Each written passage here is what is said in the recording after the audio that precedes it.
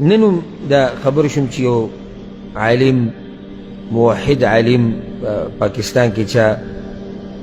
سحر منزله وتو او چا وجلی دی او الله دې شهید وګرځي نو غمجنه پې ډېر شو خو دا درته ووایم چې دا په معاشرې کې ولې قدرمن خلک دي او د دوی قدر پکار دی دوی هر وخت د خپله ساه په دې ورغوي دقه شان ګرځي هر وخت یعنی هر ټیم که ده سره هر څه وشو بچي به یتیمانان شي دی هېڅ خبره نه ښځه به دې لکه کونډه شي هېڅ خبره نه څوک به دې چېرته ووایي هېڅ خبره نه چېرته څوک به دله دا کور وسیزي د دې علاقې نه به دې وشړي هېڅ خبره نه څوک به دله چېرته خور مور په غلطه یاد کړي کنځلې به درته وکړي هېڅ خبره نه بیا هم لګیا د خلکو د قرآن او حدیث بیانوي دا د قدر وړ سړی نه دی دا دنیا والا چې څومره په دنیا پورې نښتي دي که نه نو دا نښتي هم دې دپاره دي چې بچي او ښځه او مور پلار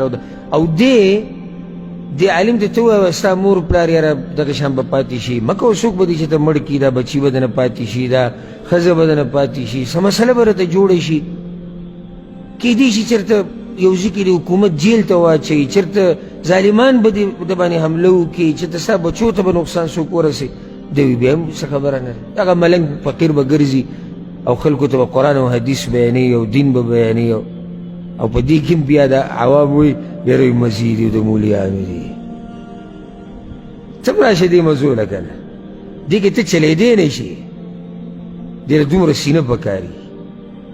دومره سینه ته به دې کې څه چلېدی شي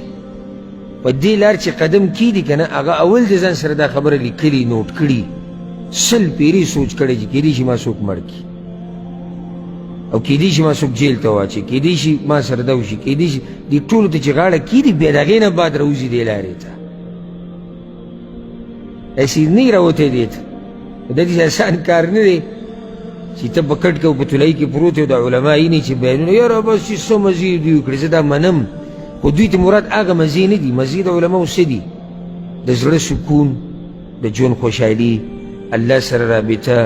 د عزت ژوند د آخرت نعمتونه د الله رضا د یقیني مزې دي چې علما وکړي خو د دې خلکو دا مزې نه دي مراد مزې یعنې دی ښه په ارام ناسته وی د ده څه د ده څه وي نو دا سلسله د علماو د مرګونو ده دا څه اوسنۍ نه ده چې اوس نن خلک راپاڅېدو یو عالم یې مړ کو موحد د پیغمبر صلی الله علیه وسلم دا سلسله شروع شوې ده د اوسه پورې روانه ده روانه وه روانه ده روانه به یي قیامته پورې